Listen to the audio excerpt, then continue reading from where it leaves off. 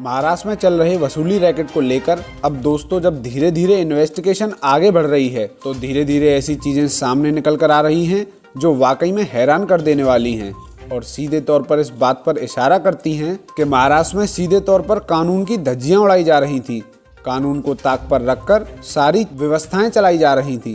दरअसल जो वसूली रैकेट के सबसे बड़े आरोपी हैं अनिल देशमुख, कल उन्हें चंदीवाला आयोग के सामने पेश किया गया। आयोग के सामने कई सारे सवाल जवाब किए गए जिसमें उन्होंने एक बहुत बड़ी सच्चाई को कबूला है।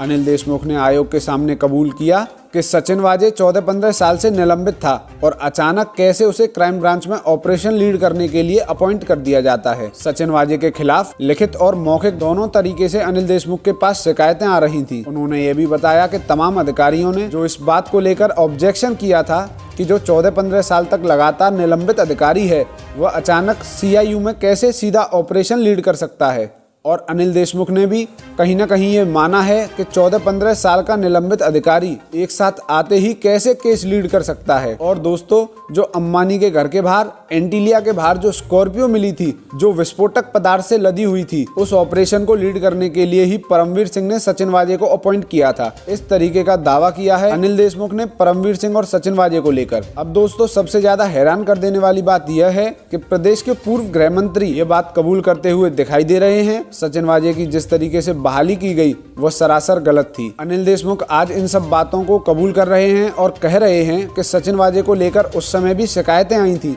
तब अनिल देशमुख उस समय कहाँ थे? तब वह मौजूदा गृह मंत्री थे।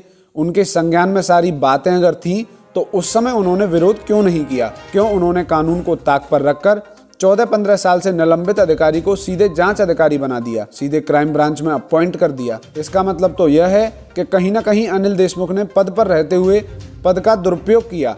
आज वह इन बातों को कबूल कर रहे हैं कि कहीं ना कहीं सचिन वाजे की नियुक्ति गलत हुई थी, ऐसा नहीं होना चाहिए था, उनको किसी ऑफिस में अटैच कर देना चाहिए था, जबकि उन्हें सीधे तौर पर जांच अधिकारी बनाकर क्राइम ब्रांच में भेज दिया। तो इन सब बातों को लेकर अब महाराष्ट्र के सियासी गलियारों में हलचल मची हुई है। उस समय पर एंटीलिया केस पर चाहे शरद पवार हो या उद्धव ठाकरे या फिर संजय राउत, तब तो यह सब सचिन वाजे की तारीफ में पुल बांध रहे थे, कह रहे थे कि उन जैसा अधिकारी कोई हो ही नहीं सकता। लेकिन आज जब यह बातें खुलकर सामने आ रही हैं, जब यह सच्चाई सामने आ रही है, तो क्या ऐसे में सभी नेता महाराष्ट्र की जनता से अब माफी मांगेंगे? कहीं ना कहीं अनिल देशमुख के इस कबूलनामे से अनिल देशमुख की और इस वसूली रैकेट में जो शामिल हैं उन सभी की मुश्किलें बढ़ गई हैं।